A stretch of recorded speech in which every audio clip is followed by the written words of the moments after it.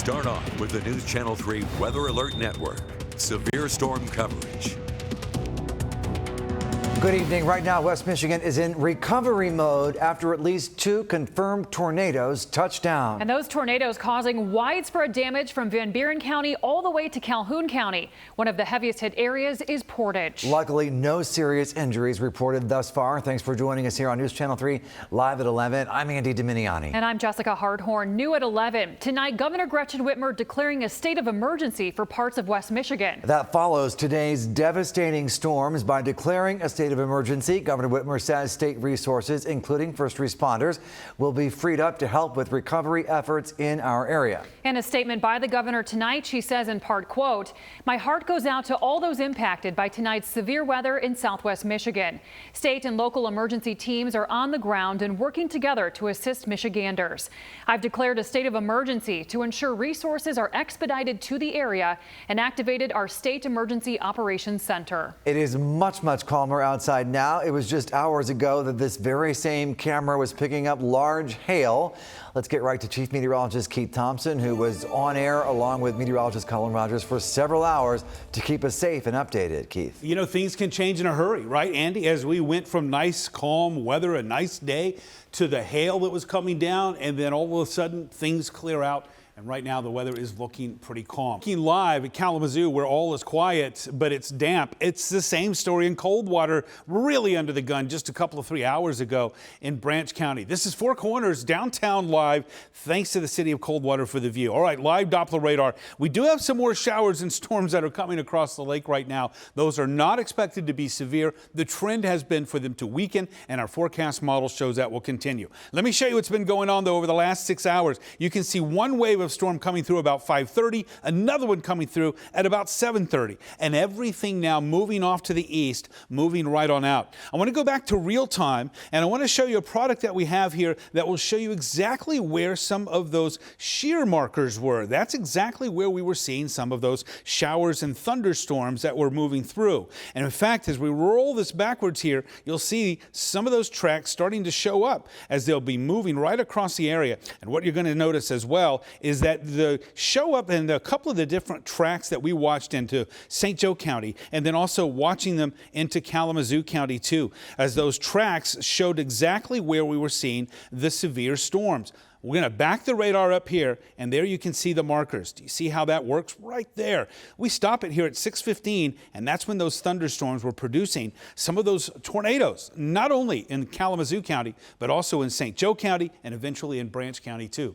That's where we have some storm reports, too. Our team coverage continues now with meteorologist Colin Rogers with that part of the story. Colin? Yeah, Keith, you can really see where our storms were focused on along and south of I-94. We had one hail report north of Muskegon. Other than that, all these storms focused along and south of that I-94 corridor. Of course, we had not one, but 2 rounds of tornadoes in Portage, and this was actually a report that 2 trained weather spotters reported a tornado touchdown in Portage. That was at 7:18 p.m. That was the second round of that tornado that moved through in the Portage area. We moved further south into St. Joseph County as well, and near Sherwood, we also had a report of a tornado damage in Sherwood along Arney Road.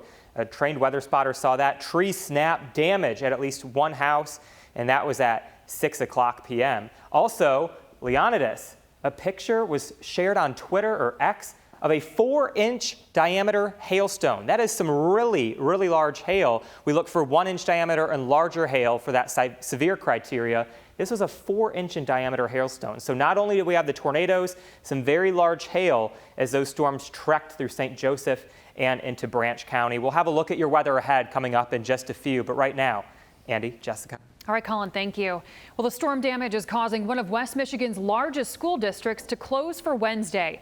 Portage Public Schools announcing tonight they're canceling class for tomorrow. The only other school closures in West Michigan are Oakland Academy and St. Michael Lutheran School. Again, Portage Public Schools is closed for tomorrow. Now, several other businesses and homes are damaged or outright destroyed in Portage after these large and powerful tornadoes tore through earlier tonight. And we have several crews live around West Michigan getting a look at this devastation and now the cleanup efforts. Princess Janae Steverson is live in Portage tonight. Princess? Hello, it may have been hours since the tornado touched down here in Portage, but just from the looks of all the damage that's happened, it's going to take locals weeks, if not months, to repair the damage that has been done to their homes, especially local businesses just like the one behind me. I'm stepping out of the way just to give you guys a up close and personal look at this local strip mall here in Portage. This is off of Portage and Oakland. Right now you're looking at the back of a State Farm. We've also got a Pure Bar Gym, Jude's Barbershop, a vacant smoking cafe, and we've also got a local Pizza Hut. And just because of all the damage, it is hard to make out what some of the other nearby stores are, but just taking a look at Google Maps, it looks like this might also be a cleaning facility up here. And you can see everything has just essentially just been torn from its structure. You've got wall insulation everywhere. You see there's wood that has just been chipped into multiple pieces, and that's why you see a lot of this yellow tape that's been laid out by officials over the last few hours. It says fire line, do not cross. That's because there's a lot of broken glass in this area and just a lot of sharp objects. But as you all know, we have been covering this tornado for hours, and in that time, my photographer and I have gotten to speak to a couple locals. One of them is the owner of the strip mall you're looking at right now. We also spoke to a kid who him and his friends just decided to come out and try to help people clean up the debris, whether it was at this strip mall or in a local neighborhood. And I also want to introduce you to another young woman who lives about a half mile down the road here from the strip mall. Thankfully, her home was okay, but she talks about her neighbors who, unfortunately, their homes were not able to sustain from some damage from this tornado. You can see everything is gone. I believe this is total demolish. So, good thing is nobody hurt. We are panicked and feeling bad, but it's a natural disaster. People are trapped in their neighborhood. Cars were trapped. We were just trying to clean those cars off and clean like neighborhood exits out so people can leave their house if they need to. Almost everyone I know's power's out, so they're setting up generators now, hopefully that the storm's all the way through. And we were talking to other homeowners, just trying to help them clean off their driveway so they can leave. The house across my street from us, their garage is totally gone now. They're missing part of their roof. The house kitty corner from us has trees on top of it. My neighbor's house around the corner is almost completely destroyed. But our neighborhood, we're definitely going to take a while to recover. But thank God it looks like everybody is safe and accounted for.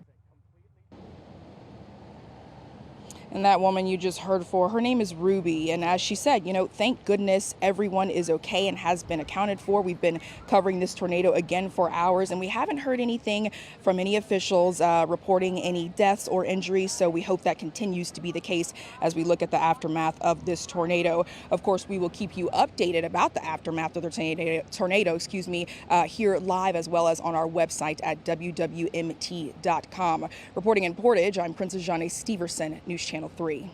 Princess, thanks so much. Our live team weather coverage continues right now with Autumn Pitcher.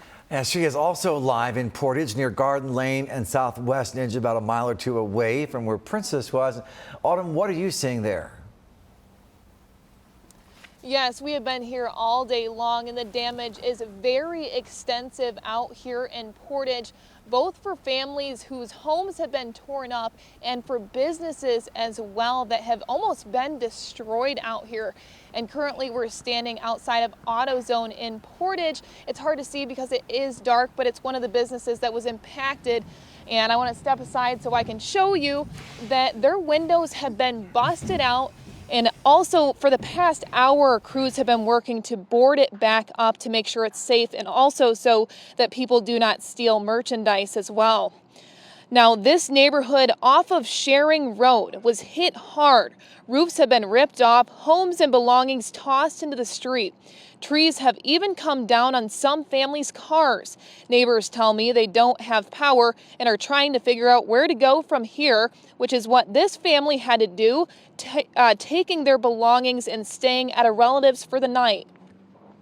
But you have a tree that came down on the house? No, it's sticking out of it. Sticking out of the house. So It's sticking out of the house. And then a tree on the car. Just like that. And then all the other trees are just down in the backyard. Everything is gone in the backyard. I don't know where the trampoline ended up. It's really the only thing that matters right now is that they're okay and that we're all safe, right? Several businesses were hit today on Westnedge and Portage as well, including Gordon's Food, cement blocks in a pile along with siding ripped off. The owners tell me they're in disbelief and several employees are going to be waking up without a job tomorrow. Campbell Auto Shop just across the street hit even harder. The front windows busted out and belongings tossed in the street. We do know a customer was hurt when he was shopping inside and the roof caved in on him. Thankfully, he is okay, but he did stuff up his arm pretty good. The owner says he's heartbroken as he's had the shop for 30 years. First time I've been in a tornado, so you see it happen to other people, but you never think it's going to happen to you. And it's sad to see these businesses be impacted like this and also families with their homes.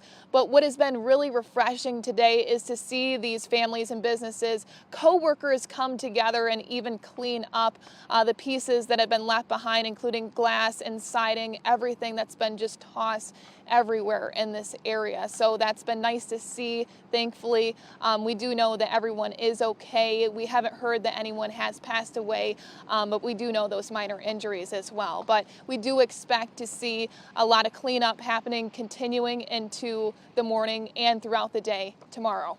But for now, I'm live in Portage, Autumn Pitcher, News Channel 3. We're also tracking storm-related power outages all over West Michigan. Here is a live look at the Consumers outage map.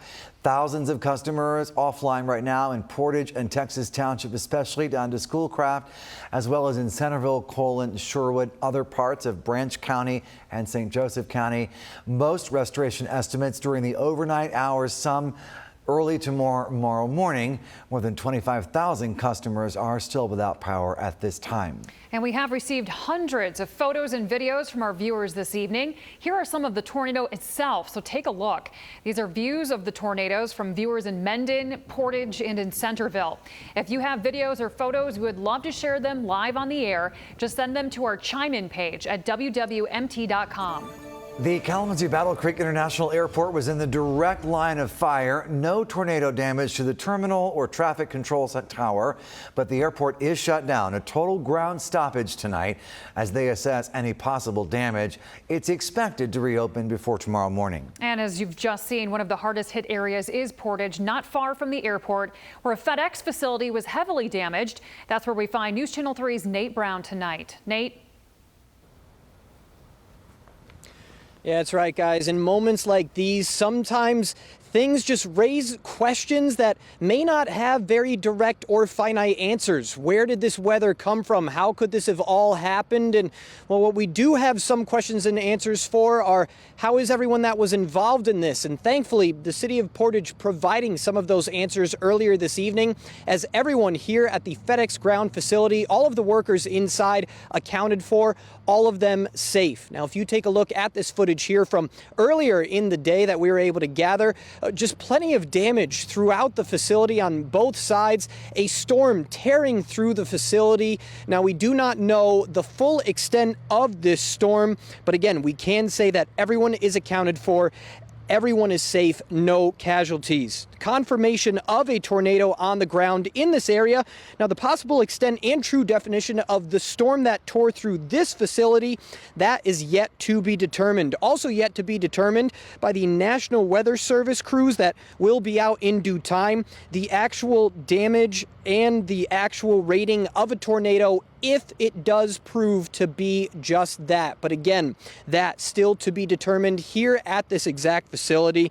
But FedEx releasing a statement earlier on the actual events that took place here today. Them saying, quote, "Our thoughts are with those affected by the tornado in Portage, Michigan, and we are grateful that there were no serious injuries resulting from the damage to our facility. We continue to assess the damage, and we are implementing contingency plans to lessen any potential impacts on service.